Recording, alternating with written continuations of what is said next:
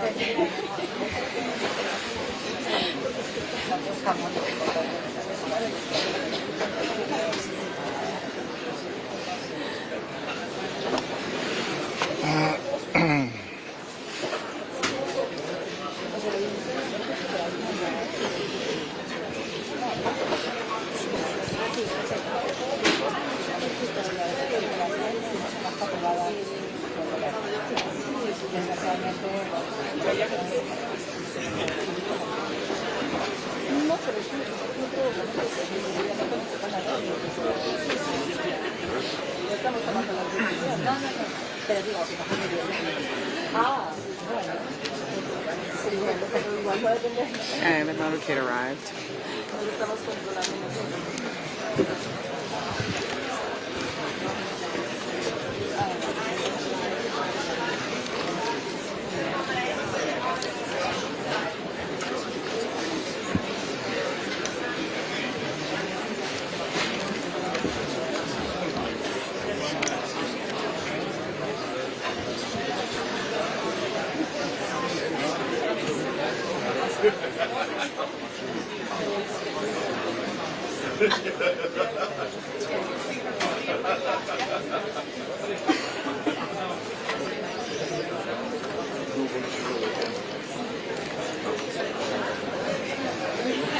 Oh, okay. Familiar? Yeah, familiar. Do you want me to shoot anybody? Very familiar. No, I think he's coming. Well, I don't know if he's coming this way, but this is his team. This is his whole team. He probably went. He might have been on them through the back.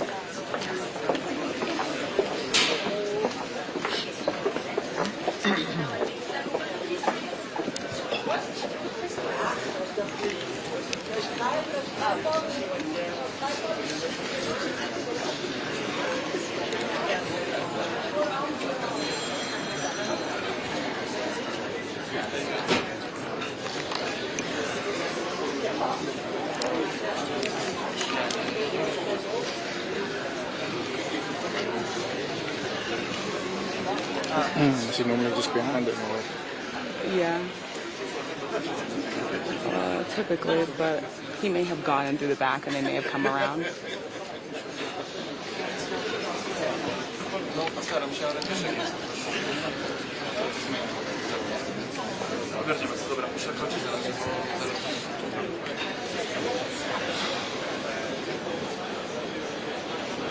More security. His. I don't recognize those two. Yeah, I don't recognize him at all.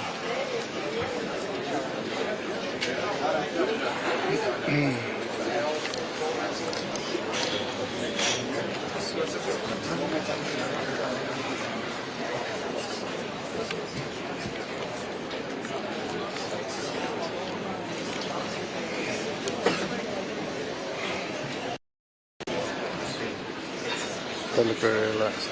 Yeah, they do. Too relaxed. Yeah, you probably want to go to the back.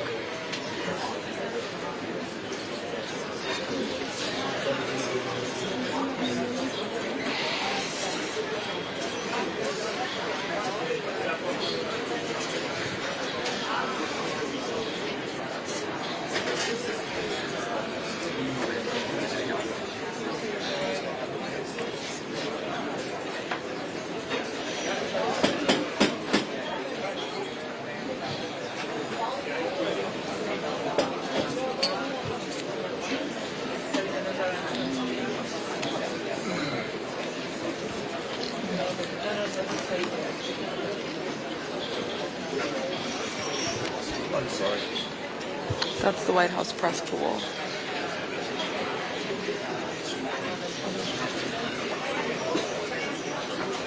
Druk aan de hoef geven, merk aan het steken.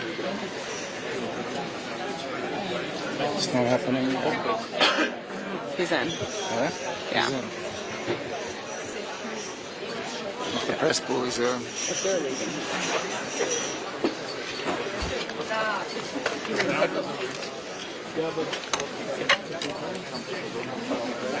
Where are they all going now?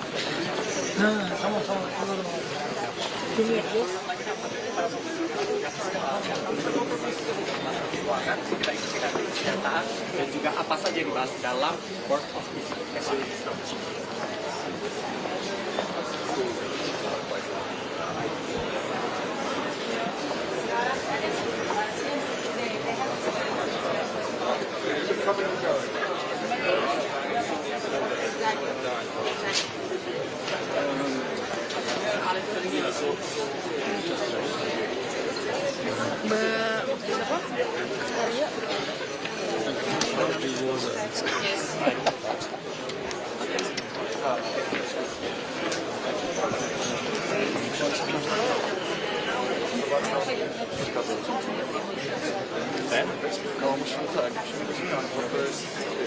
Nein, nein, nein.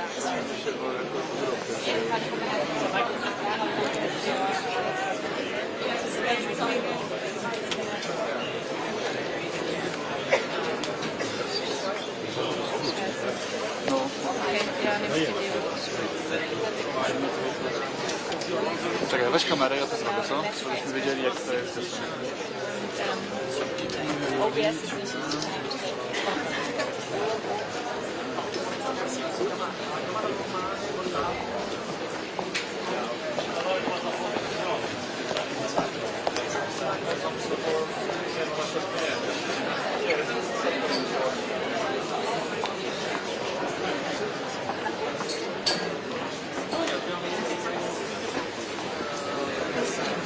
So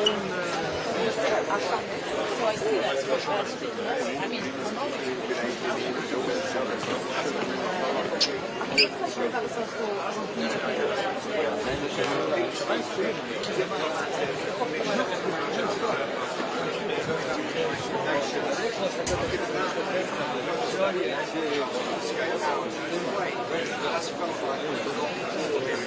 Da wykapujemy, dasz na ci. No, zaś to. Czuję, meni je sve jedno. It has been the focus, one of the key focuses of this annual conference ever since the Russian 2022. Ukraine has always had a big presence here, trying to press the case for the money that gathers here to be part of Ukrainian infrastructure. We're still waiting to get these. President Zelensky will be coming now to meet Donald Trump. They're scheduled to meet lunchtime here. All week it's been unclear whether he will be making the schedule to speak. He does now have a platform, a main address all behind it scheduled, but it has been late in the day, adding to this sense Ukraine is not undermined so many still be opposing key privately with this morning is that they're down to one issue. I wouldn't say what it was. Ian, Jared Christian, will go to Moscow this evening. So more moves on peace talks for about a year. I've spoken this morning to Vladimir Klitschko's brother, the title is now ready to know as a world champion boxer. He's become I first spoke to him about the war here 4 years ago. This morning we caught up with him.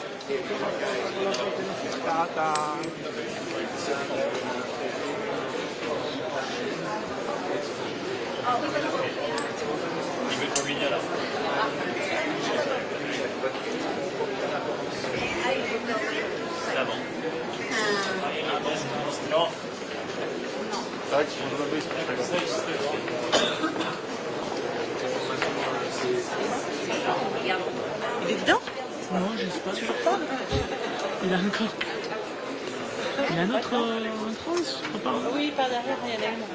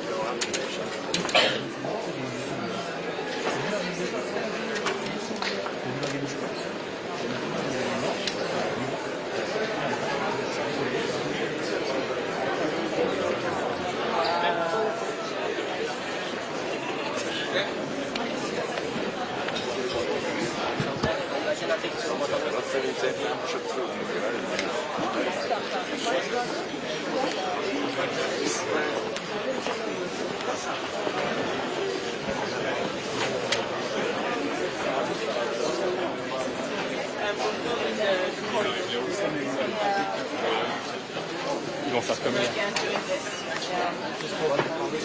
Il va arriver par les Ah non,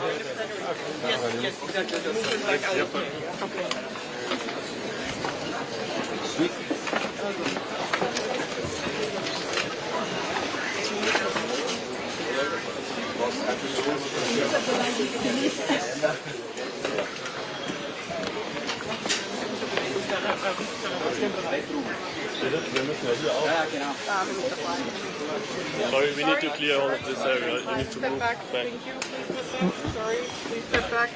Step back. I'm live? Of course, yeah. It's not. Yeah, come and stand here. Sorry. He's going to take my place. But, yeah, I'm trying to get out, but...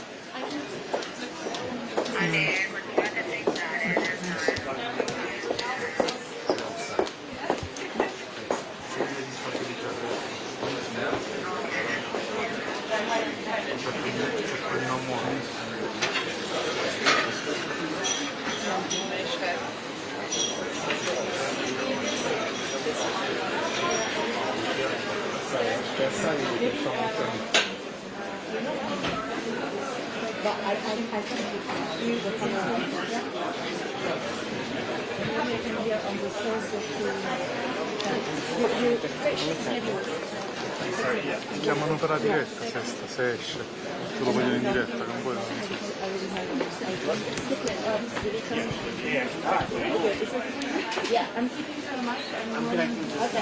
Après, tu sais, il faut passer par la...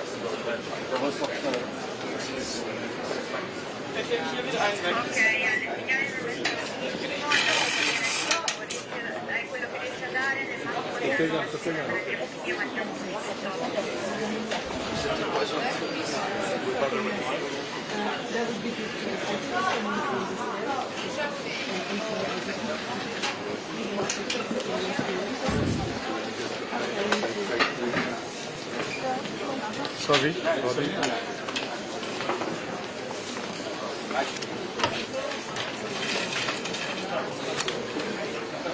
Secondo me deve entrare da qua. Come? E poi evidentemente fa il giro. No, di qua, vedete. Di qua va? Sì. Ah, sta qua.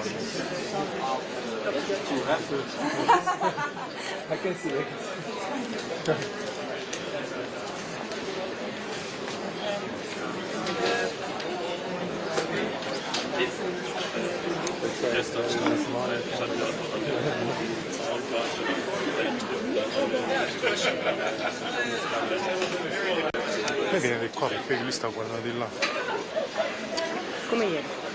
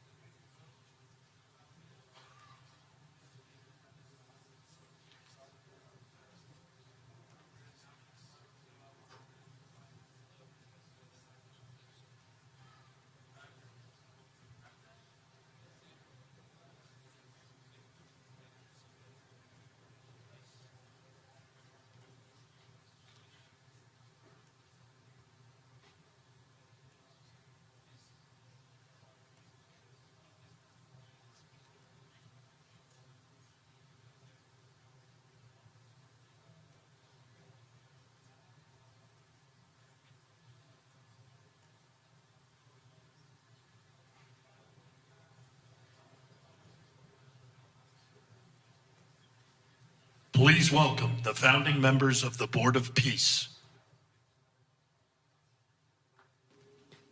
The Minister of the Prime Minister's Court of the Kingdom of Bahrain.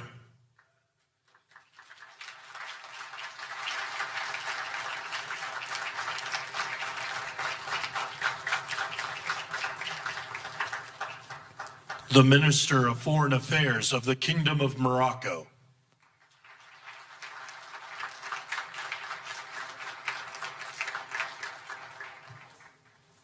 The President of the Argentine Republic.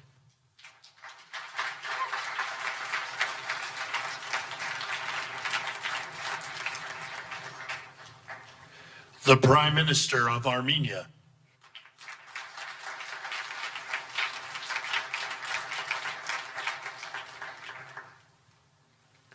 The President of the Republic of Azerbaijan.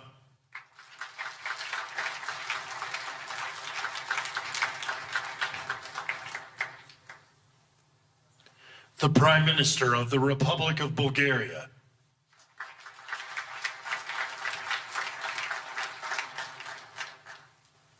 The Prime Minister of Hungary.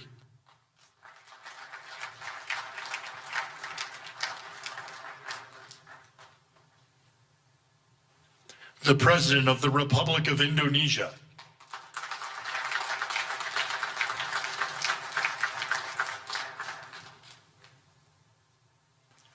The Deputy Prime Minister and Minister of Foreign Affairs and expatriates of the Hashemite Kingdom of Jordan.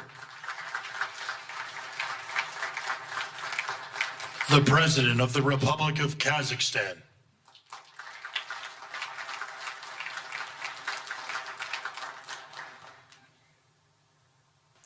The President of the Republic of Kosovo.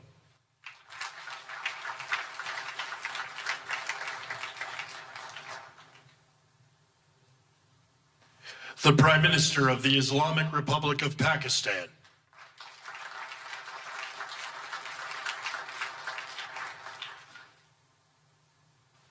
The President of the Republic of Paraguay.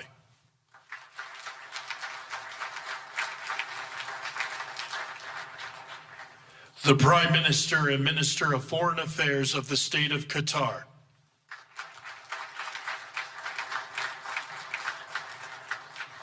The Minister of Foreign Affairs of the Kingdom of Saudi Arabia.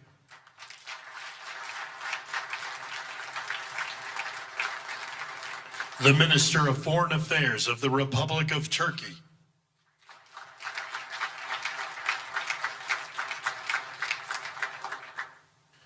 The Special Envoy to the United States for the United Arab Emirates.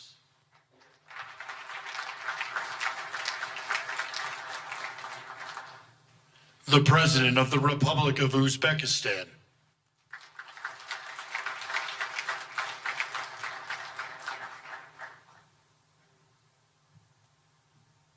The Prime Minister of Mongolia.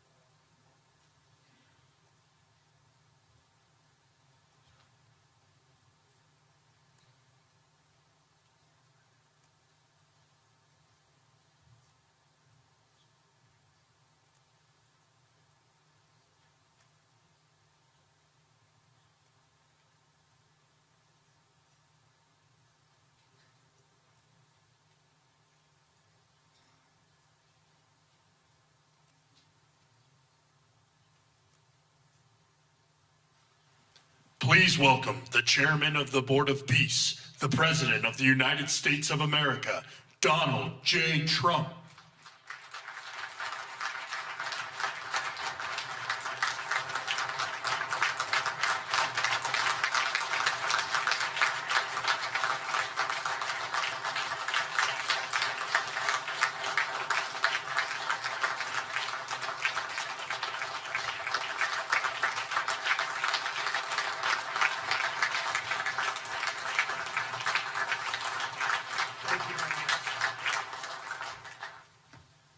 Well, this is a very exciting day. Long in the making, and many countries have just received their notice, and everybody wants to be a part of it. And we'll work with many others, including the United Nations.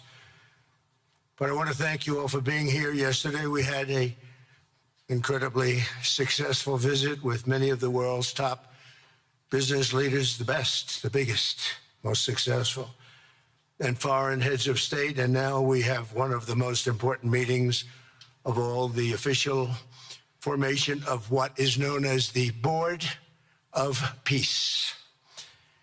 I want to thank the Secretary of State, Marco Rubio, Special Envoy Steve Witkoff, and Jared Kushner, and their extraordinary work. I mean, they've done an amazing job.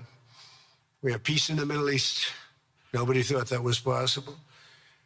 We've settled 8 wars, and I believe another one's coming pretty soon. You know what that is?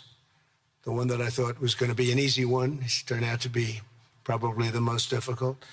Last month, 29,000 people died, mostly soldiers. Ukraine, Russia. Think of that, 29,000, 27,000 in the month before, 26,000 in the month before that. It's terrible. But we have meetings and we think we're making a lot of progress. Thanks as well to Secretary Scott Bessent, Howard Lutnick, and Chris Wright, U.S. Trade Representative, Jameson Greer. They're all doing such an incredible job. Ambassador Callista Gingrich, who is here, doing a fantastic, really fantastic work. Thank you, Callista. And many other members of my administration who are so committed to peace, and they're also committed to great success. Very importantly, let me recognize the very first group of distinguished members of the Board of Peace. They will be introduced by name in just a moment. Caroline will be doing that introduction. And to each and every one of you, we are truly honored by your presence today. Leaders of countries, in most cases, very popular leaders. Some cases, not so popular, but that's the way it goes in life. Thanks as well to President Karol Nawrocki of Poland, who's a fantastic man. He just won a very big election. I'm very proud of him.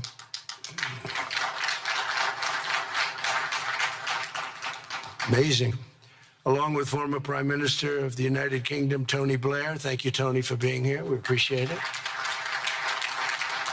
And members of the Board of Peace Executive Board, great group. This week marks the 1-year anniversary of my second inauguration as president.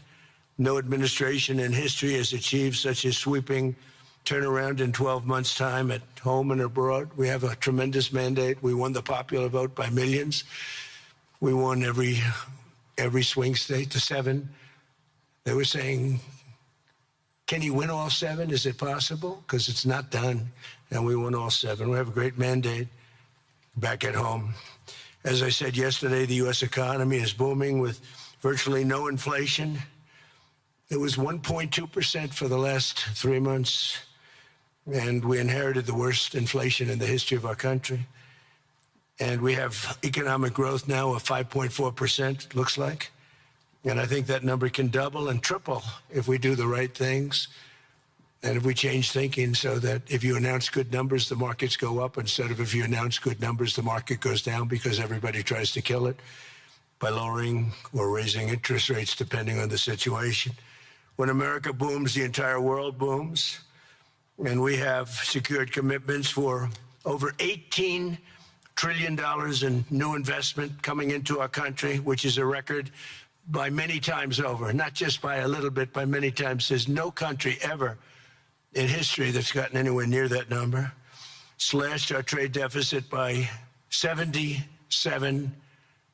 This is in 1 year. Yesterday was 1 year. And signed historic trade deals with nations from all over the globe.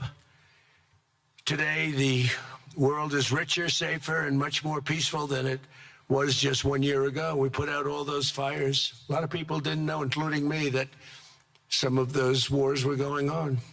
And some of them were going on for, in one case, 32 years, in another case, 35 years, and another one, 37 years. We were very happy to stop the war that had started with India and Pakistan, two nuclear nations. And I was very honored when the Prime Minister of Pakistan said President Trump saved 10 and maybe 20 million lives by getting that stopped just before bad things were going to happen. As president, I ended those 8 wars in 9 months, including Cambodia and Thailand. And by the way, many of the leaders are here. Kosovo and Serbia, the Democratic Republic of the Congo and Rwanda, Pakistan and India, Israel and Iran, Egypt and Ethiopia. We're working on that right now. I met yesterday with a very good general and a very good leader of Egypt. We're working on a dam that was built which precludes the Nile River from getting water. It's a little tough situation, but we'll get that settled. I really had it just about settled in my first term, and then we had a rigged election. Took me out of commission for a little while, but here I am back. We'll get it settled. But it's a pretty tough situation. A dam was built and the water doesn't come down to the Nile. When I think of Egypt, I think of the Nile, but I think of the Nile with water in it. Armenia and Azerbaijan, who, I mean, a lot of these leaders have become my friends. They become my friends. They're here. And of course, the war in Gaza, which is really coming to an end. We have little fires that we'll put out, but they're little. They were giant, massive fires, and now they're down to little fires, so we can put them out very easily. We have 59 countries that are involved in peace in the Middle East. Many of them not in the Middle East. They're near the Middle East, but they're not in the Middle East.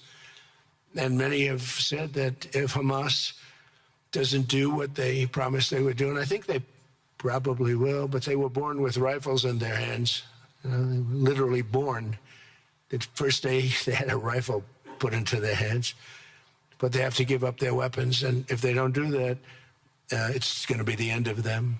But many countries have told me we want to go in and do it, and they really aren't countries that you traditionally think of as being involved in that. But that's the fire. Hezbollah in Lebanon, we have to do something about that. But these are, I call them remnants. They're small remnants compared to what it was before. It was massive, large, powerful countries fighting each other. In another great victory for the ultimate goal of peace in June, we obliterated Iran's nuclear enrichment capacity with Operation, we call it Operation Midnight Hammer. It was midnight, it was dark, no moon, and every single one of those bombs from the B-2 bombers hit the air shafts and went deep into the earth and totally obliterated everything that they were doing. They were 2 months away from having a nuclear weapon. Can't let that happen. And Iran does want to talk, and we'll talk.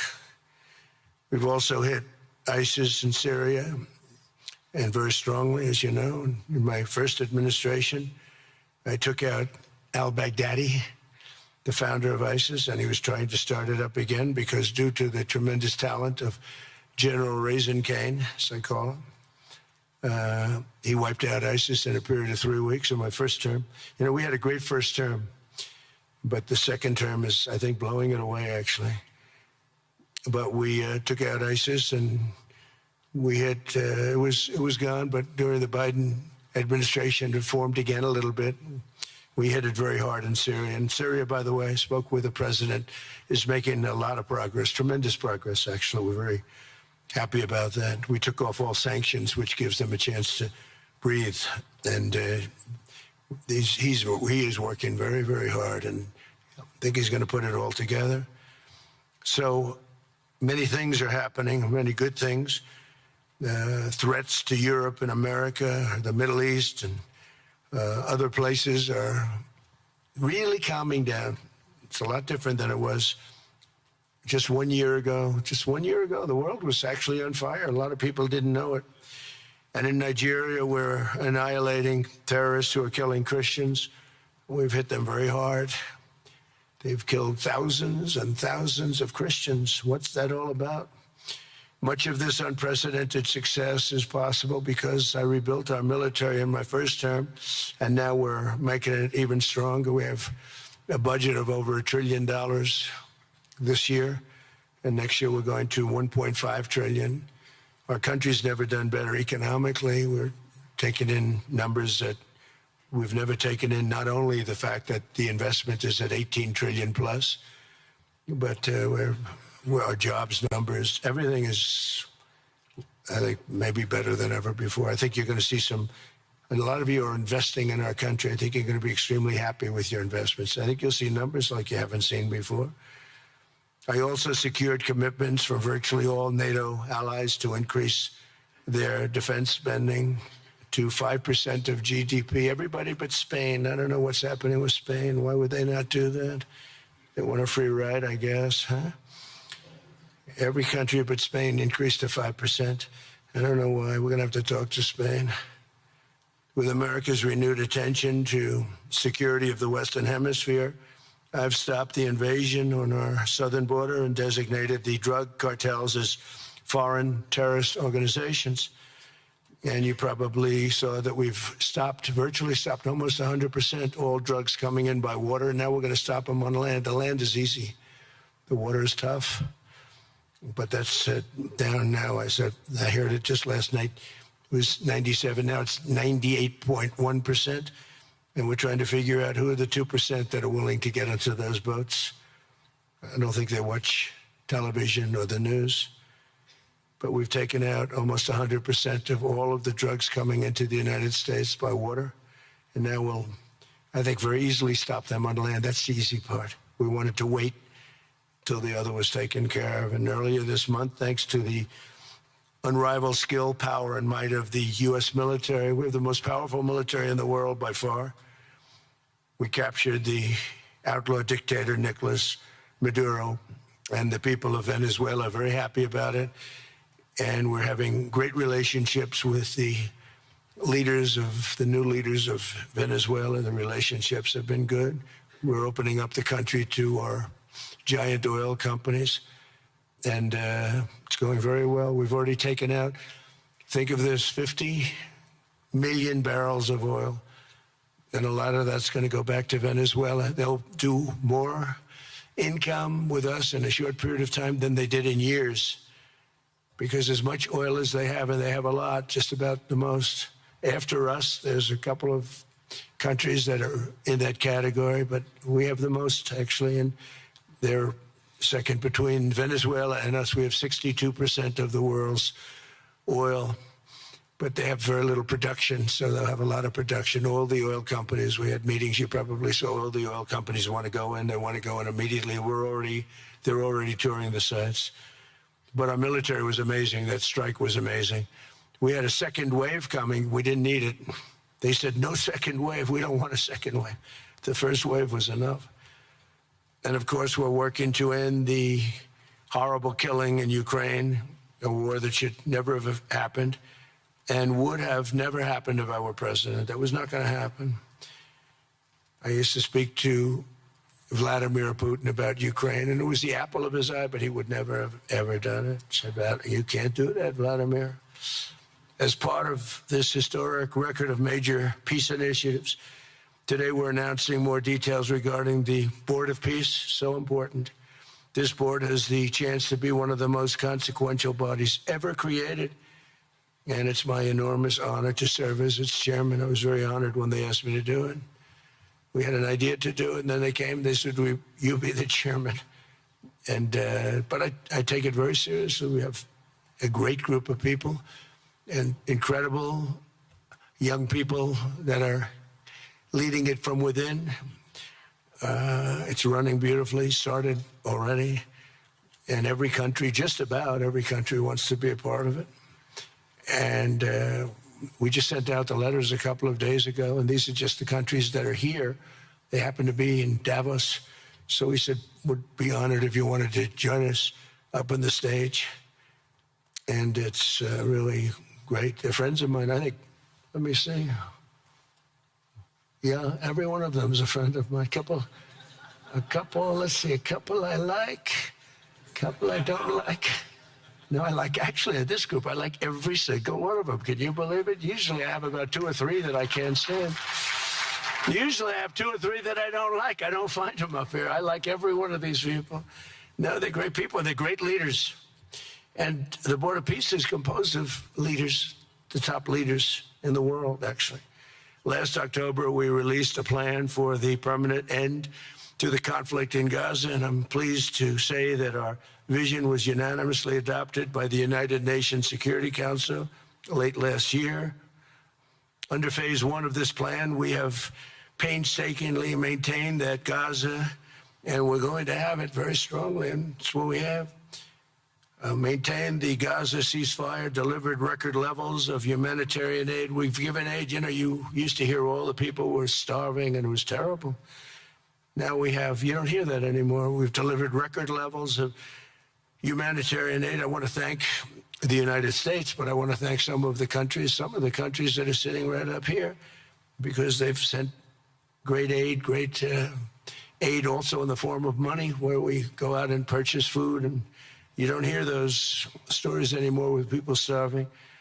And secured the release of all 20, you know, we secured the release of all 20 living hostages. Now, I want to thank Steve Witkoff and Jared and everybody for working so hard. They worked so hard, but there were 20 remaining living hostages. Now, we got hundreds out, but the last 20, I said, boy, that's going to be a tough one. And I said that a year before, and it was a tough one, but we got them. Got all 20, every one of them. And we had also about 28 that were dead, but the parents wanted them just as though they were living, just as much. Some cases, it almost seemed more. It was amazing, actually, the love. But their boy had been killed in just about all cases, young men. Their boy had been killed, and they wanted the body of the boy, and it looked like it couldn't be done. And with the exception of one, and we're close on the track of that, we've got them all, every single one of them, which is amazing. It's a rough job. That was a rough job. And I've been very clear that Hamas must return that last remaining deceased hostage as well, and that will be the full commitment. And then we get on to other things, and we're committed to ensuring Gaza is demilitarized, properly governed, and beautifully rebuilt. It's going to be a great plan, and that's where the Board of Peace really started. And I think we can spread out to other things as we succeed with Gaza. We're going to be very successful in Gaza. It's going to be a great thing to watch, and we can do other things. We can do numerous other things. Once this board is completely formed, we can do pretty much whatever we want to do, and we'll do it in conjunction with the United Nations. You know, I've always said the United Nations has got tremendous potential, has not used it. But there's tremendous potential in the United Nations, and you have some great people at the United Nations. But so far it hasn't. You know, on the 8 wars that I ended, I never spoke to the United Nations about any of them. And you would think that I should have. You would think they could have done those 8 wars, but they couldn't have. And they tried, I guess, in some of them, but they didn't try hard enough. But there's tremendous potential with the United Nations, and I think the combination of the Board of Peace with the kind of people we have here, coupled with the United Nations, can be, you know, something very, very unique for the world. It's for the world. This isn't United States. This is for the world. As everyone can see today, the first steps toward a brighter day for the Middle East and a much safer future for the world are unfolding right before your very eyes. Together, we are in a position to have an incredible chance. I don't even call it a chance. I think it's going to happen. To end decades of suffering, stop generations of hatred and bloodshed, and forge a beautiful, everlasting, and glorious peace for that region and for the whole region of the world, because I'm calling the world a region. The world is a region. We're going to have peace in the world. And boy, would that be a great legacy for all of us. Everybody in this room is a star, or you wouldn't be here. There's a reason that you're here, and you're all stars. You're the biggest people, the most important people in the world, most powerful people in the world. And when you use that genius that you have, that very unusual, very inspired genius, when you use that for peace, the opposite of peace has no chance. So I just want to say it's tremendous to be with you, and I think this is something that we're doing that's very important. This is the most important. I was so looking forward to being here, and yesterday was a tremendous success. A lot of good things happened, but this was something that I really wanted to be here and do, and I could think of no better place because so many people were together. And now to bring the Board of Peace into full force, I ask Sheikh Isa of Bahrain and Foreign Minister Barita of Morocco to join me in signing and ratifying the Board of Peace Charter. Thank you very much, everybody. Appreciate it. Thank you. Thank you.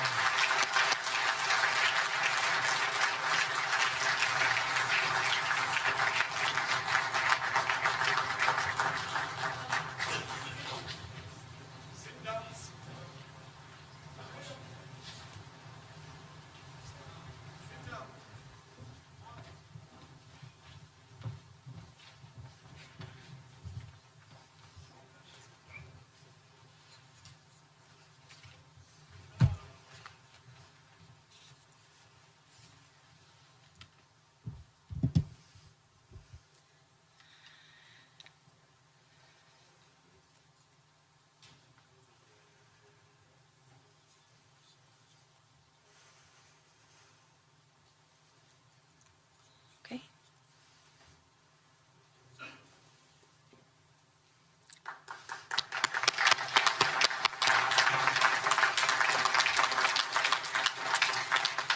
Congratulations, President Trump. The charter is now in full force, and the Board of Peace is now an official international organization.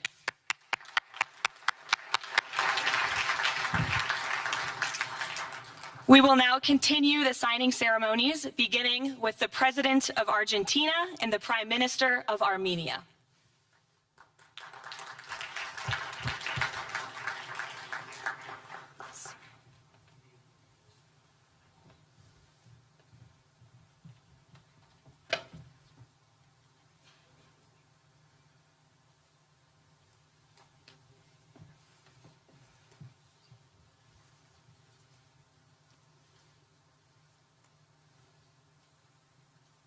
Great.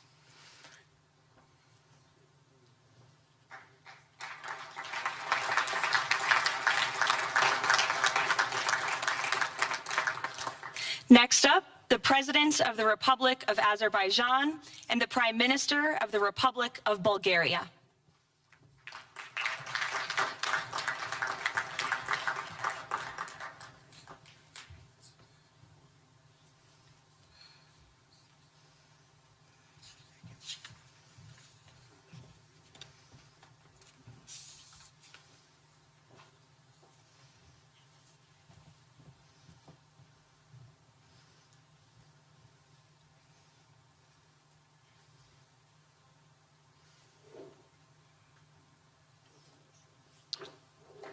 Thank you. Next, the Prime Minister of Hungary and the President of the Republic of Indonesia.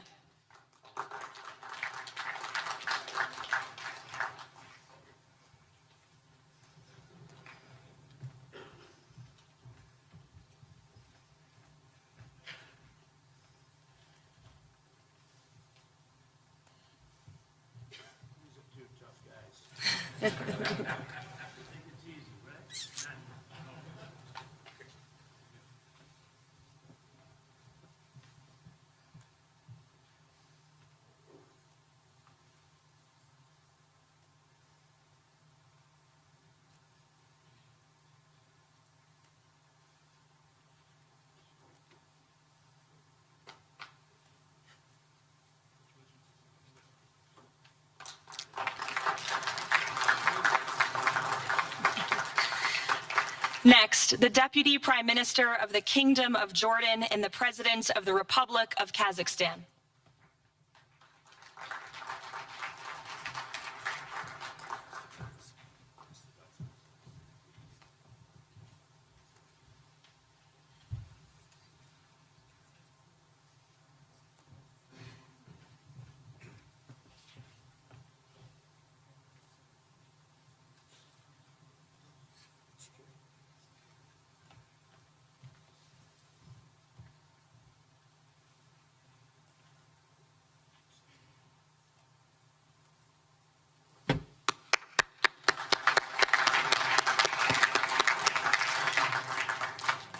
Next, the President of the Republic of Kosovo and the Prime Minister of the Islamic Republic of Pakistan.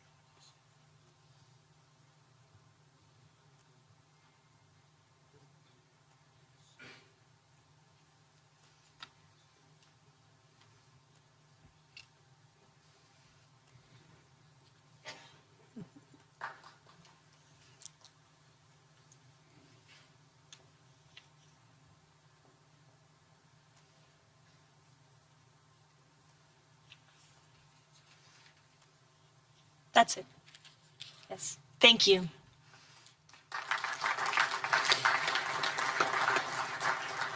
Next, the President of the Republic of Paraguay and the Prime Minister of the State of Qatar.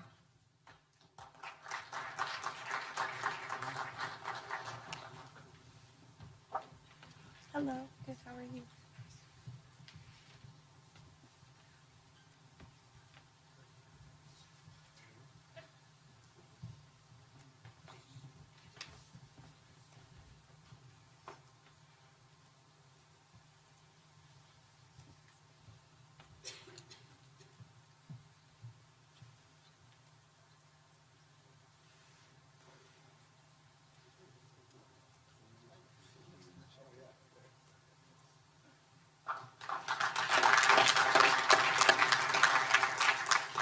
Next, the Minister of Foreign Affairs of the Kingdom of Saudi Arabia and the Minister of Foreign Affairs of the Republic of Turkey.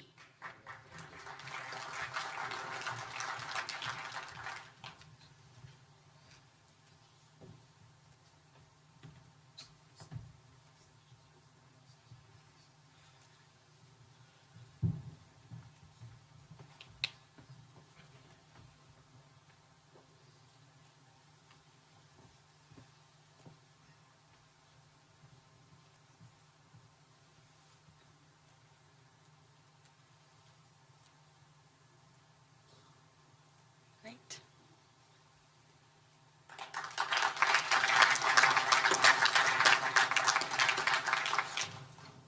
Next, the Chairman of the Executive Authority Affairs of the UAE and the President of the Republic of Uzbekistan.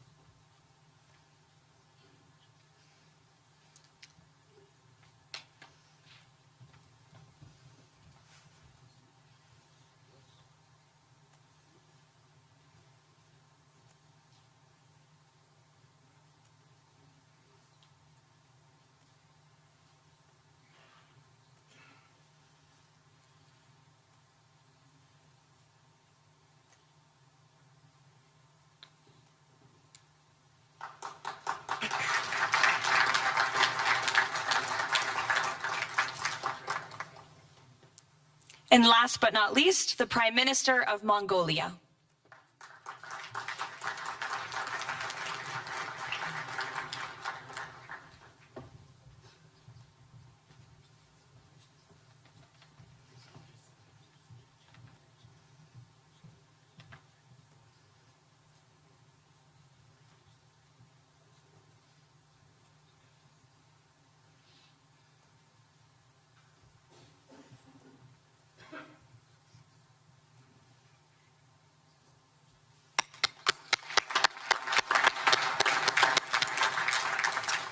Congratulations, everyone. This concludes the signing ceremony.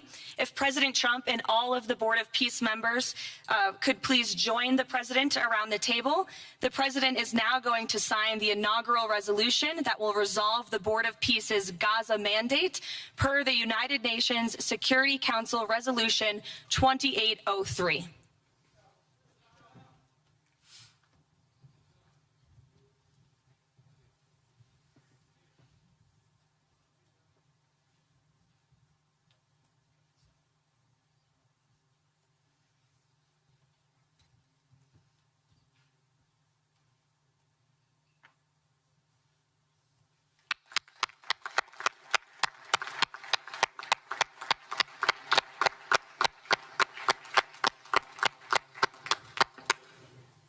Congratulations.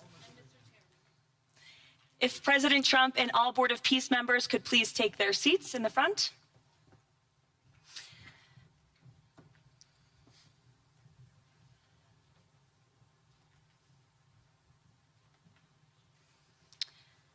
Now it is my honor to introduce the United States Secretary of State Marco Rubio, who will speak about President Trump and his accomplishments. Without further ado, Secretary Rubio.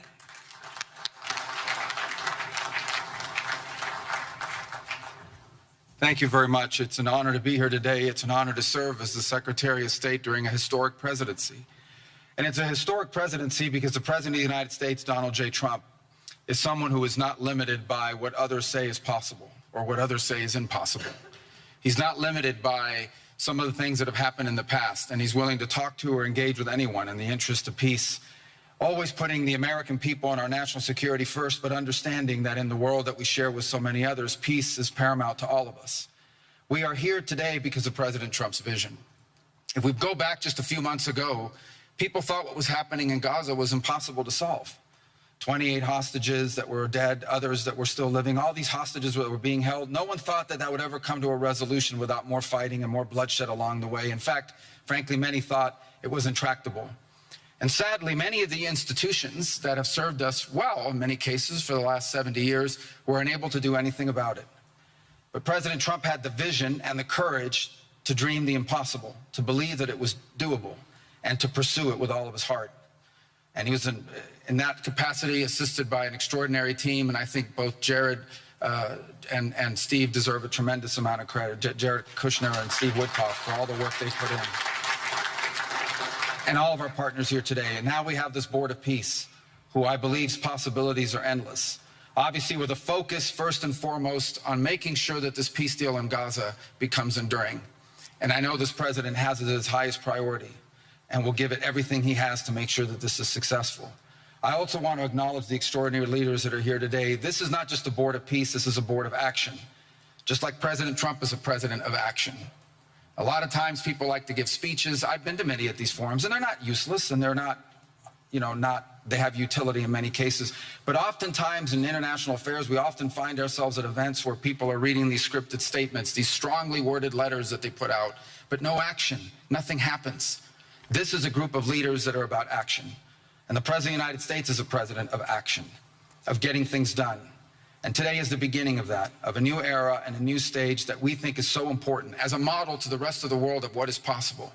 And clearly the focus is right now on Gaza and making sure that the plan that's about to be presented to you here today, this vision for the future of Gaza, this vision for the future of the region, is not just possible and promising. It is our destiny if we put the time and the effort that it requires, as I know this board will do.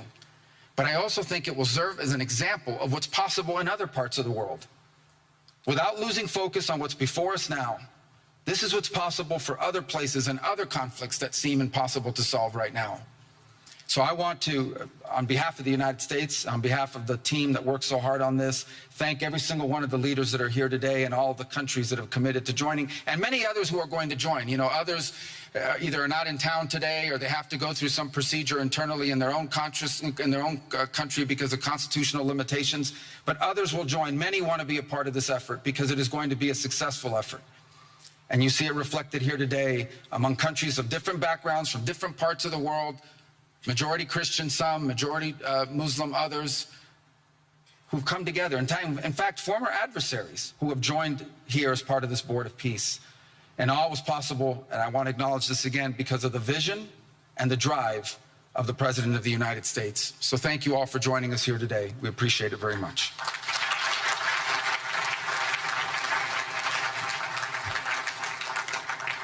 Thank you, Secretary Rubio. Please, if you could now turn your attention to the screens for a video message from the head of the National Committee for the Administration of Gaza, Dr. Ali Shaith. Distinguished leaders, colleagues, and friends, it is an honor to be here today.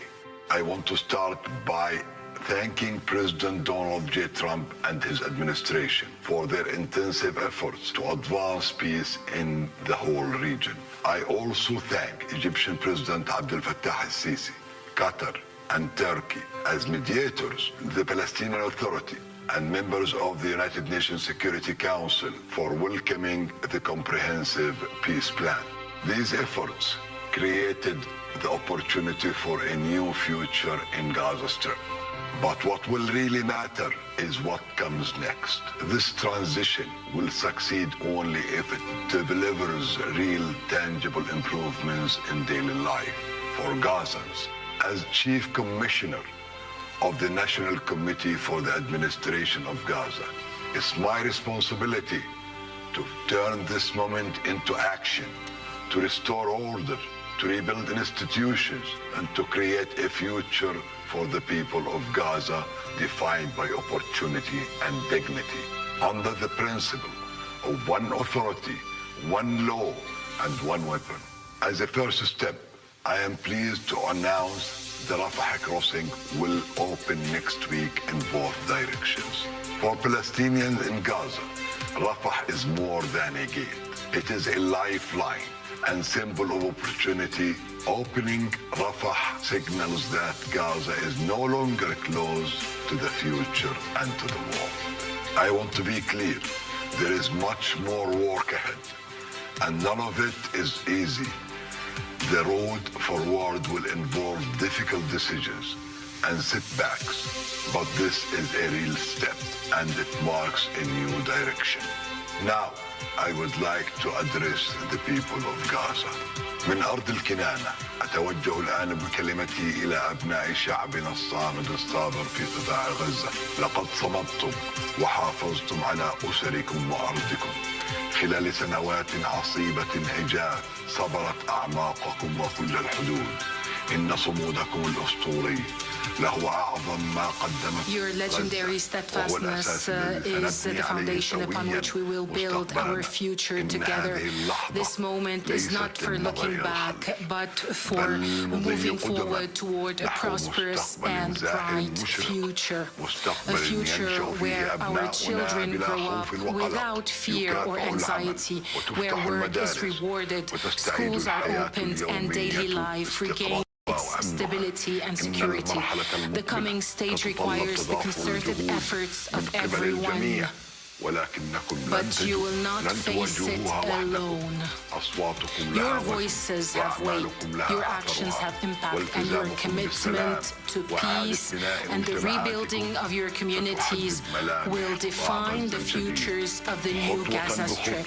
Step by step, with discipline and determination, we will build a capable Gaza, capable of self-reliance, and we will build it into a center for freedom, opportunity, and peace. اليوم أسأل الأسرة الدولية ليس فقط أن تدعم هذه أسأل by our actions, hold us to clear standards and stand with the people of Gaza as we take this responsibility for our future. Thank you, ladies and gentlemen.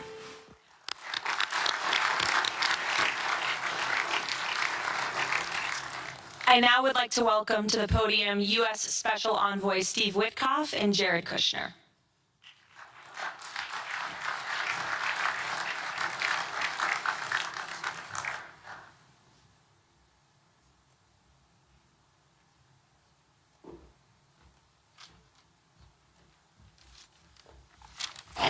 Thank you, everyone, and welcome here. This is really my honor to be up here speaking. I remember when the president asked Jared, and of course our great Secretary of State, to work on something that the world thought was impossible and unattainable. But the President, on this peace deal for Gaza, as on all other deals we work on his behalf, said we had to try. And of course, we were inspired by that. We have achieved a peace deal in Gaza. We have brought the hostages home, all of the bodies except for one, and we will bring that body home too.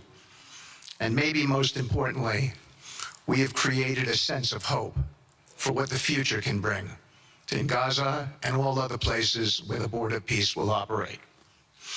And I am so honored, Mr. President, to have worked on this on your behalf. I'd like to thank some people here who are here with us tonight who have done so much, done indispensable work to bring this deal together. Sheikh Mohammed, my good friend from Qatar, and Ali Al-Tawadi, Hakan, Fidan, and Ibrahim, General Hassan, and Foreign Minister Badr Abdulati, and of course, President Sisi, and Prime Minister Netanyahu, former Special Envoy Ron Dermer, and Michael Eisenberg for all that they did. I would also like to thank our core working group and members of the Board of Peace who have been working nonstop on behalf of this incredible, noble effort, around the clock for months on end, sacrificing time with their families and their own personal lives because they believe in the mission and the vision that the President has set out for us.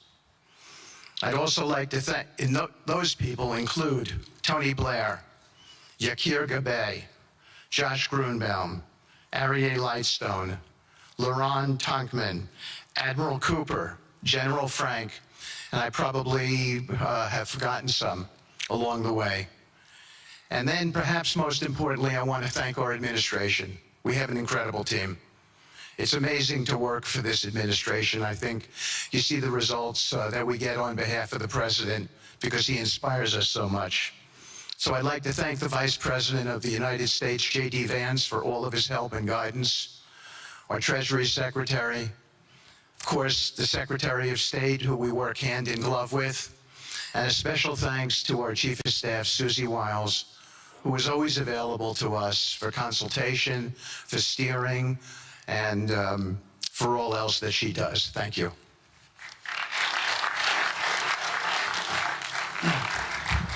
Thank you, Steve. And I have to say, one of the great honors for me of being able to work on this has been working with Steve, who really is as brilliant as he is. His heart is tremendous. It's a lot of fun to be with. And even in some of these, very difficult moments where we didn't think things were happening, working together really was an amazing treat. I'm going to go now today just through a couple quick slides just to show you the progress that's been made in the last couple months. It was just over 100 days ago that we got the final deal done, and everyone was celebrating and joyous about the hostages coming home and the end to this long war that nobody thought was possible. And Steve and I were panicking, saying, what do we do next? How do you implement peace? And as you guys know, peace is a different deal than a business deal because you're changing a mindset. And in Israel, there was 2 years of very intense war. For the people in Gaza, there was more than just 2 years of war. They had 20 years of hopelessness, being ruled by a terrorist organization. For the people in the Middle East, their hearts were pulled by this. And throughout the entire world, it really was weighing on us. And so we needed to think about, what do we do next? How do we change the habits? How do we change the behaviors? And we really got to work right away. And the team that Steve thanked, including the White House team and the team of volunteers, it's really been an incredible effort, very entrepreneurial. And we really did it in the way. I've been working now with President Trump for 10 years on politics. And what continues to amaze me is that he always takes a first principles approach and says, what's the most optimal outcome? Aim for that. Whereas politicians are always focused on the downside or what could go wrong or how to make it a little bit better. He always says, aim for the best possible and do your best to get there. And if everyone thinks it's impossible, that's even more reason why you should aim for it. And so really thank you for the leadership and the inspiration for doing this. And I think you'll see today we've achieved more than thought was possible. And our ambition is still to go for something, I think, better than most people think is possible as well. So let's see if these things work. They never usually work. Good. So quickly, I'll go through this 2-year war. 90,000 tons of munitions. There's over 60 million tons of rubble there, and tens of thousands of fatalities. Through the ceasefire, we were able to get to the 20-point plan, ceasefire, release of hostages. Getting the UN resolution passed was a huge, huge effort. Really thanks to Mike Waltz and the whole team there. They did an incredible job.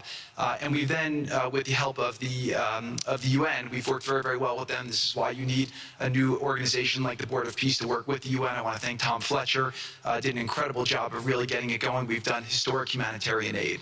Going forward, number one thing is going to be security. Obviously, we've been working very closely with the Israelis to figure out a way through de-escalation. And the next phase is working with Hamas on demilitarization, which I'll talk about in a second. But without security, nobody's going to make investments. Nobody's going to come, build there. We need investments in order to start giving jobs. We want to take these people. 85% of the aid of Gaza, 85% of the GDP of Gaza has been aid for a long time. That's not sustainable. It doesn't give these people dignity. It doesn't give them hope. And so we want to use free market economy principles. A lot of what President Trump spoke about that he's doing in America, we want to bring the same mindset, the same approach to a place like Gaza to give these people the ability to thrive and have a good life. Let's see. So on the aid, I mentioned the UN. So now people are talking about famine. 100% of the food needs are met, and that's been overabundance. The cost of goods have gone down tremendously. Over 55,000 trucks have gone in, and over 1.4 million pallets. So it's been the largest humanitarian effort done into a war zone that anyone's been able to tell us about. This really has been a great joint effort that everyone's been able to do, and so it's a great thing. We all just heard from Ali. We have been so impressed. Steve and I were speaking to him and the entire committee. Such bravery of these people to step up. And we've worked with the Palestinian Authority, who's been helping us as well. But this committee is the first time it's a technocratic, apolitical committee. I really want to thank the Arab partners for helping us select the right people to do this. And we just need to believe in them and support them. I put this up here. It's probably a little too small for me to read, but this is really important if you saw the mission statement. So Hamas's mission statement was, we need to destroy the state of Israel. That has not worked well for the people, as we've seen. Their mission statement is, we are committed to establishing security, restoring the essential services that form the bedrock of human dignity, such electricity, water, healthcare, and education, as well as cultivating a society rooted in peace, democracy, and justice, operating with the highest standards of integrity, transparency. So these are the basic things. Their goal is to have peace and to help their people, which is an obvious mission statement for a government, but actually fairly novel for Gaza. So we did a master plan. We brought in, I think, Yakir Gabay, who's one of the most successful real estate developers and brilliant people I know. He's volunteered to do this, not for profit, really because of his heart. He wants to do this. And we've developed ways to redevelop Gaza. Gaza, as President Trump's been saying, has amazing potential. And this is for the people of Gaza. We've developed it into zones. In the beginning, we were toying with the idea of saying, let's build a free zone, and then we have a Hamas zone. And then we said, you know what, let's just plan for catastrophic success. Hamas signed a deal to demilitarize. That is what we were going to enforce. People ask us what our plan B is. We do not have a plan B. We have a plan. We signed an agreement. We are all committed to making that agreement work. There's a master plan. We'll be doing it in phasing. In the Middle East, they build cities like this in 2-3 million people. They build this in 3 years. And so stuff like this is very doable if we make it happen. Rothel will start with. This will show a lot of workforce housing. We think this could be done in 2-3 years. We've already started removing the rubble and doing some of the demolition. And then New Gaza. It could be a hope, it could be a destination, have a lot of industry, and really be a place that the people there can thrive, have great employment. Once this starts going, we think there should be 100% full employment and opportunity for everybody there. And we have a lot of data on what can be, but we think that this is an opportunity to live their aspirations. But it all starts with security, and it all starts with governance. Final note I'll just say on the Board of Peace, which is that all the lessons we're doing is we're basically studying the best practices from all over the world, and we're watching who does education the best, who does healthcare delivery the best. All of these things it's not secret IP. All this is IP that the Board of Peace is going to make public, and we want to encourage all the countries to be able to follow these best practices. A lot of the things that President Trump is doing in America, if they're working, we should all be copying them. If we find what's working in other countries, we should be copying them too. And so what the Board of Peace will have the ability to do if we're successful with Gaza is really show how do you do peace implementation, which is something that when we got this deal done, we didn't really find too much expertise or know-how on how to do it. So as we're creating this system, hopefully it's something that we can just document these learnings and make them available to all else who want to use them in the future. So demilitarization, this is something we're starting now. We have a new government in Gaza. This government will be working with Hamas on the demilitarization to really take the principles that were agreed to in the document to the next phase, and hopefully that will be successful. Without that, we can't rebuild. So if Hamas does not demilitarize, that will be what holds back Gaza and the people of Gaza from achieving their aspiration, and that's very important. So the next 100 days, we're going to continue to just be heads down and focused on making sure this is implemented.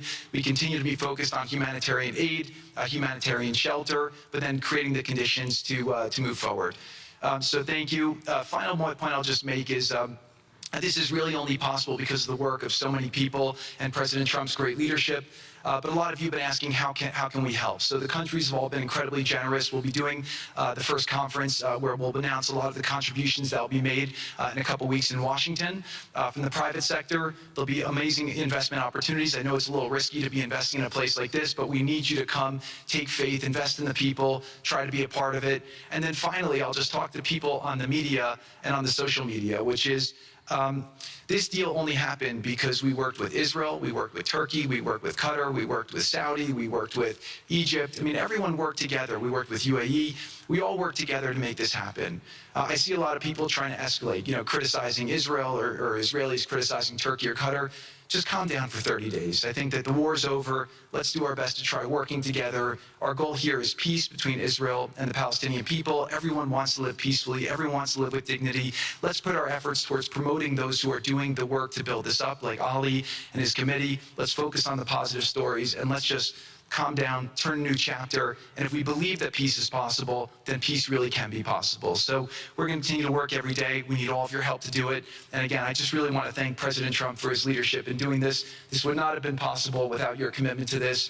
Everyone thought it was impossible to end this war. You never gave up. You never stopped. Every time there was a setback, you told us to try harder. You gave us different ideas.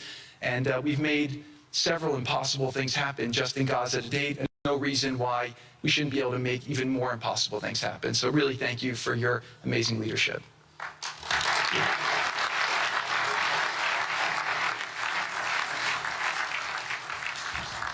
Thank you, Jared and Steve.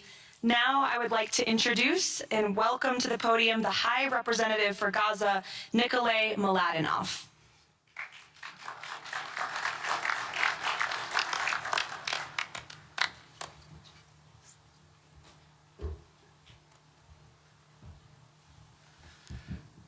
Mr. President, it's a great honor and a massive responsibility for me, for my team, for all of us to be here with you to begin this journey.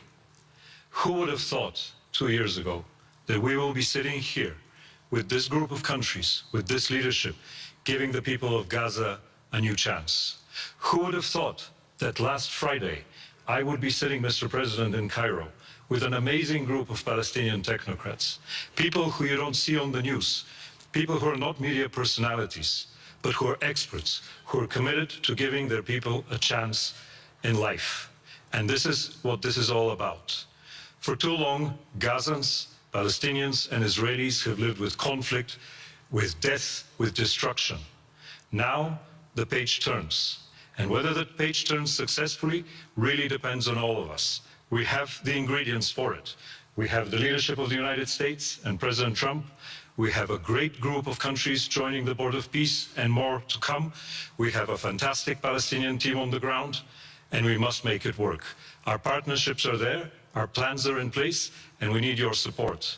And finally, I look to all of you who are in this room and who are watching this meeting from their screens at home or in their offices. Please put away your talking points for a minute. Please put away your fears. Please put away your concerns. Please stop listening to the rumors and to the gossip. Focus on what we have to do today, because the future of 2 million Palestinians is at stake, and if we give them a chance, we will do more than that. We will create opportunities for 1 billion people who live in the Middle East and beyond, and who are responsible, also who want to see transformation and a chance in life for the future. So please join us on this journey, join the Board of Peace, and join us in supporting this excellent initiative. And thank you again, President Trump and the United States, for taking this decisive leadership forward.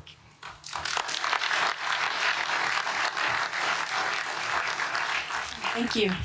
President Trump, would you like to make some concluding remarks?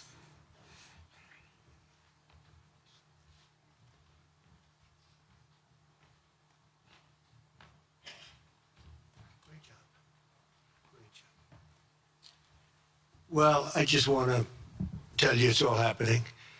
And one of the first things I said when we really got involved in this project, and it's a big one, but it's very doable, I said to Jared and Steve and some of the other folks, including Larry Fink, and congratulations on the great success. The two of you have done a fantastic job. This is bigger and better than ever. We usurped some of your time for a very important reason, and you understand that better than anybody, and we appreciate that you're here very much. Thank you both very much. But I said that, you know, this is a great location. It all begins, see, I'm a real estate person at heart, and it's all about location. And I said, look at this location on the sea. Look at this beautiful piece of property, what it could be for so many people. It'll be so great. People that are living so poorly are going to be living so well. But it all began with a location. That's the vision. They look out on the waters, and very few places are like it.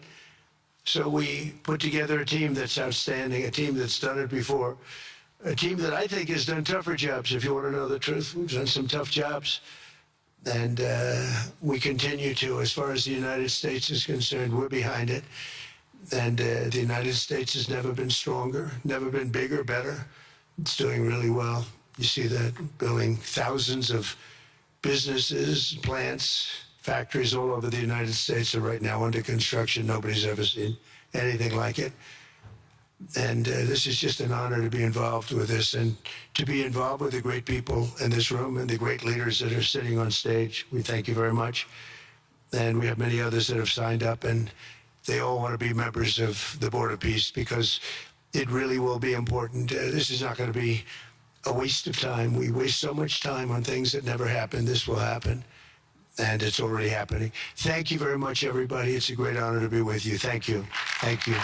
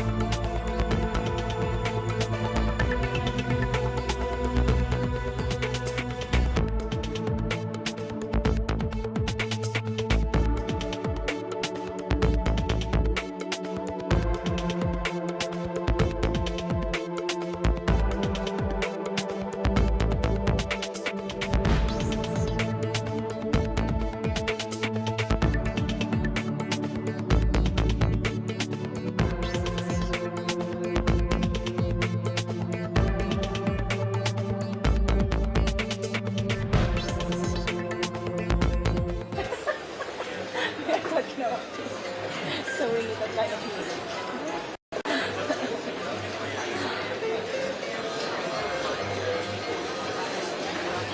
You see, you're dancing.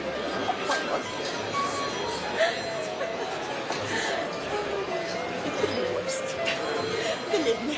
Or even better.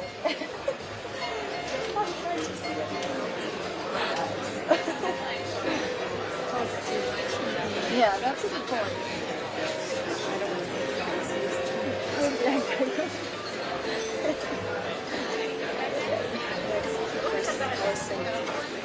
Yeah, that's a good idea.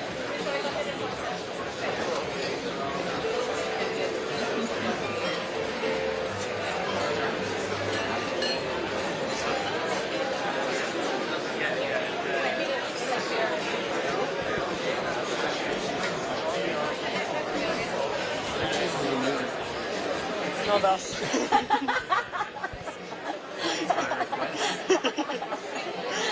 Not your fault.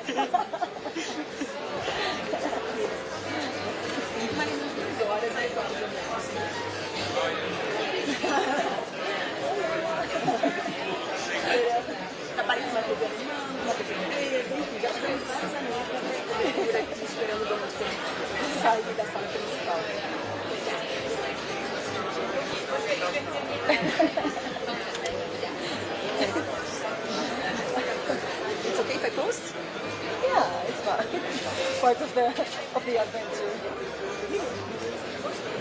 So anyway.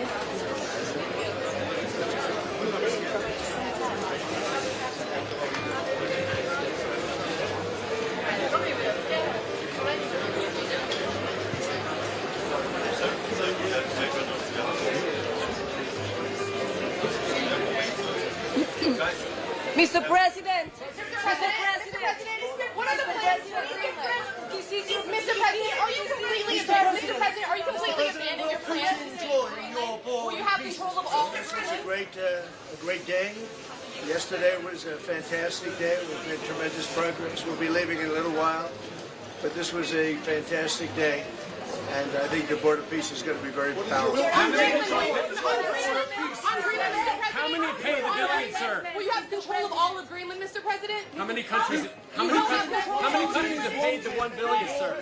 How many countries? Associated Press. Well, we're going to have, How many countries have I paid? think, over 50. I think over 50. We'll have about 50. What's in the deal for Greenland, Mr. President? Mr. President. So I meet with Ukraine, as you know, today. I meet with the President, and we'll be discussing it. We're meeting with President Putin today or tomorrow. And some people are going over. And I think they're getting close. A lot of people are being killed. We got to get it done. If we don't get that done, it would be...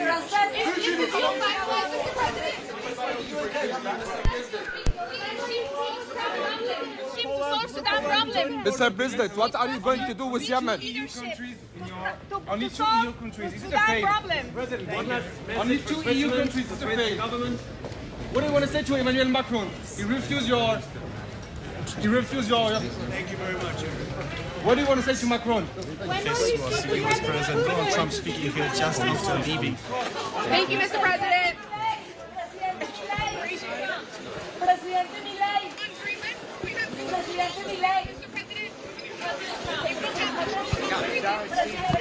Mr. Whitcomb, how are you?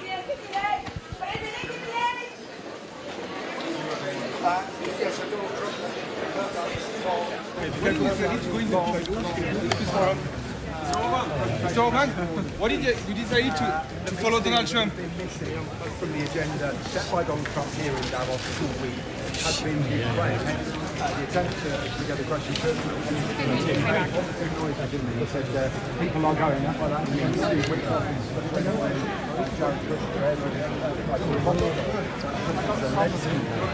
is coming to Davos today. One of President Trump's next meetings will be President Zelensky. But it is a fact that Ukraine has receded into the background. This annual meeting has been a really crucial forum for Ukraine ever since the invasion in 2022. That's been irregular. He's been a couple of times. He's been the main attraction on the main stage his address to the Davos conference that he will make today.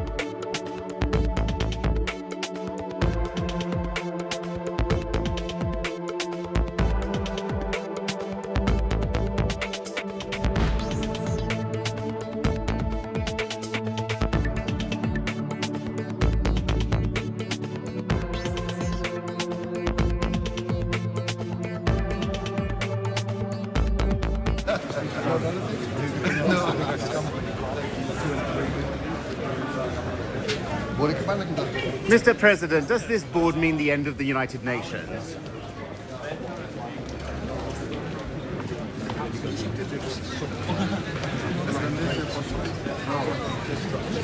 Which is say great work of training people to make these negotiations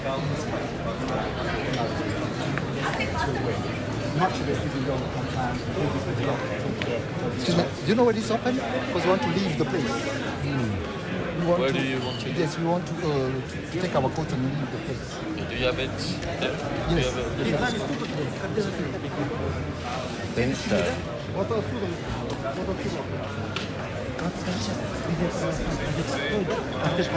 Kazakh president Patrick is ready. President is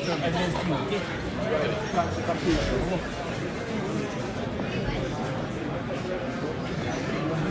Где подают? Да.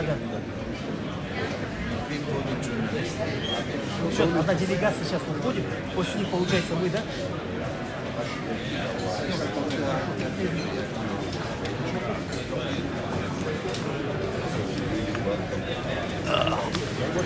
Here's Grace. I'm with the U.S. delegation. We need to get our camera upstairs. Grace, I'm stuck downstairs. Yes, thank you. Thank you so much.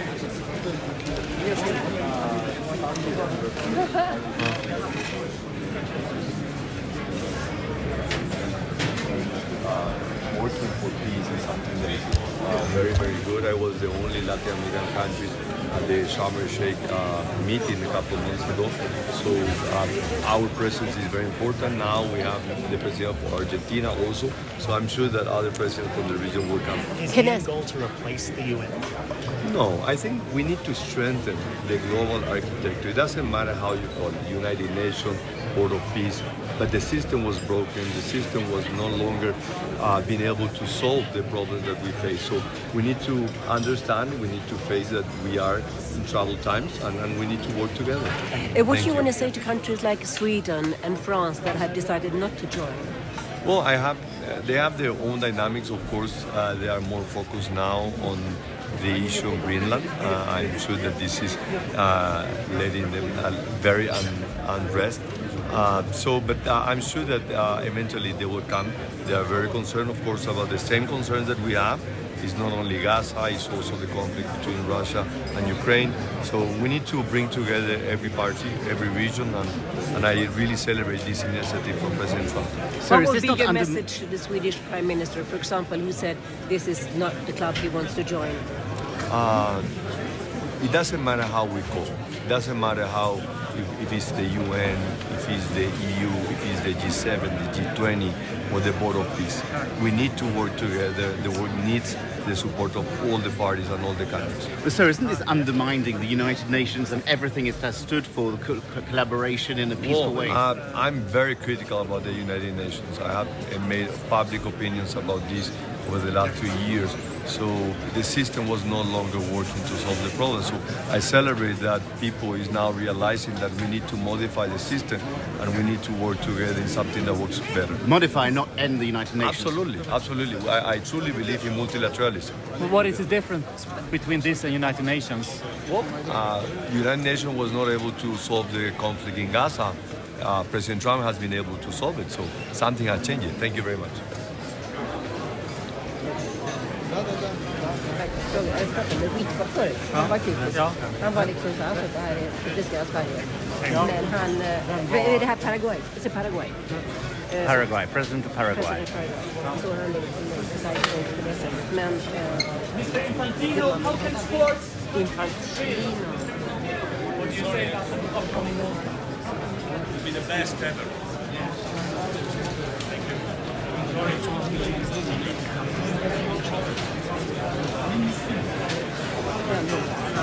Nej, jag vet, men jag vill ju att man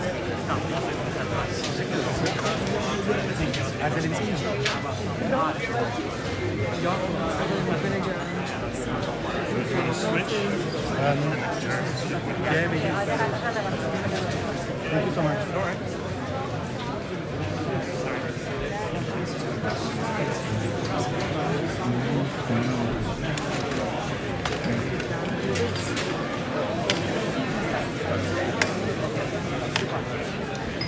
And since you can go over me, do you mind if I go there? Or it's gonna... Yeah, sure. Okay. Ça va pour toi, ce gourmet-là? Ouais. On dit si c'est trop sévère. I'm gonna try and ask him a question. Okay. That would be good if you could. Okay, yeah. Yeah. So if I do that like that, is that alright? It's possible arrival of Zelensky.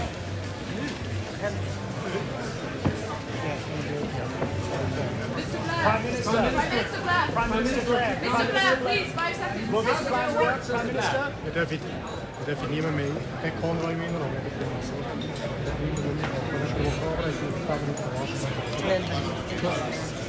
Och det var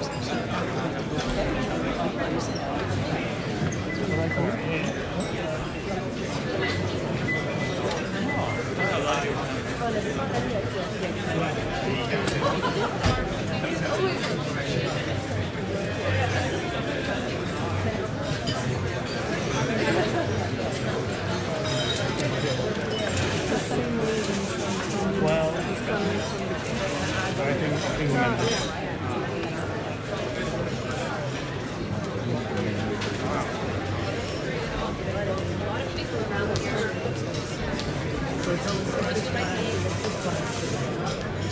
Let me first start by saying that coming from a country, the Republic of Kosovo, a country that was torn by war, and a country that today lives in peace because of American leadership, we are so profoundly grateful and so proud to stand alongside President Trump in this new initiative and this international organization, the Board of Peace, which I am very hopeful and I'm very confident will help countries around the world achieve the peace that they deserve and the peace that we now enjoy because of the countries that have stood by us.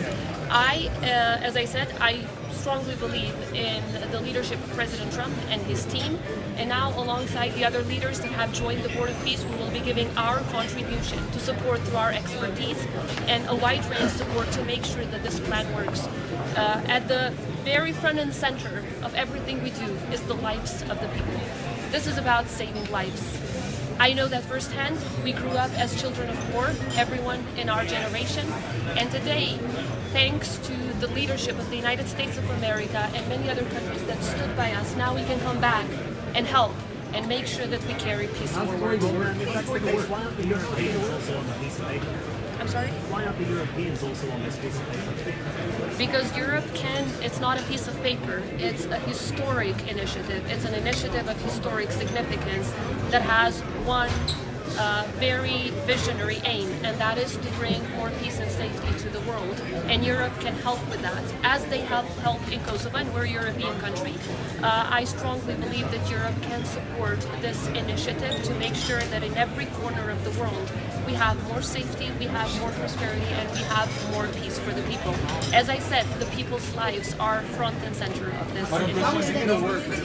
How is it going to work? Obviously, achieving peace is a very complex thing, but what I see is I see aim, I see goal, and I see initiative from the leaders who have joined President Trump for all of them to help. As I said, with making sure that when there is strength, through the American history, strength formula, I think peace is always possible. It's not going to be easy, but when we all join forces to help people in need, that is always possible. Again, we speak from our own experience. About 25, 26 years ago, we were the country that was destroyed down to the ashes. And we were all rebuilt. We rebuilt our lives, not just the buildings. And we rebuilt everything to become a beacon of hope and to become a beacon of peace in Europe and beyond. And by the way, according to international organizations, today Kosovo is also one of the safest countries in the world. So we need to make sure that this is actually secured. Do you think it needs to be suited to the UN? Now, as President Trump, he wants to work together with the United Nations. But let me be clear, we are a region that has both benefited from the UN, but mostly in peacekeeping, not peacemaking. When it was about achieving peace, when it was about peacemaking, it was all through the leadership of the United States. It was the US leading, and the rest were coming on board to make sure that peace is achieved. And then, of course, the UN helped us to maintain that peace, and we're grateful for that role that the UN has played. But because of the very complex decision-making procedure that exists in the UN, there are more than just one country that has a veto. This has made things very, very difficult. Now, with this new organization, with the Board of Peace, I am very confident that peace can be carried forward in a much less complex way of decision-making. And as I said, we trust the intentions and we trust the leadership of President Trump, which is to bring peace to the world and to save lives.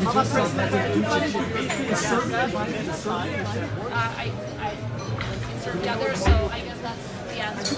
I'm not sure whether they were invited. We encourage every country that believes in peace to participate in the Board of Peace. Now, of course, whenever the time comes, we want to support the United States of America and other countries that are involved in the Board of Peace. As I said, Kosovo has more than 20 years of experience on how to build peace, on how to maintain peace. Also state-building exercises and state-building experience through which we've become one of the safest, one of the most prosperous countries in our region. And I think this example can be shared because it's also about best practices, as you've heard Mr. Kushner say. And Kosovo, I think, is one of those shining examples that can really give best practices on how to build and maintain peace. Do you know if more European countries will be joining? As you've heard President Trump, there are a lot of countries that want to join. Of course, I would ask you to ask the White House for the names. But I know that there are a lot of countries that are showing interest to join the Board of Peace. I think it's going to be an extremely successful international organization when it comes to achieving real, tangible results and peace in the ground rather than just statements and rhetoric. How can Kosovo help, for example?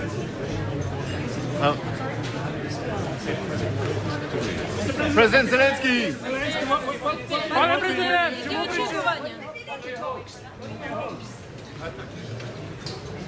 Пане президент, чому ви вирішили все ж таки приїхати в Давос сьогодні? Про що ви будете говорити з Трампом, пане президент?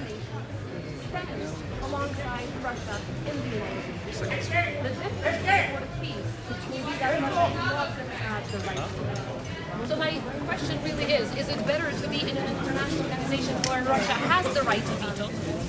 And causes wars that they never want to stop by using the right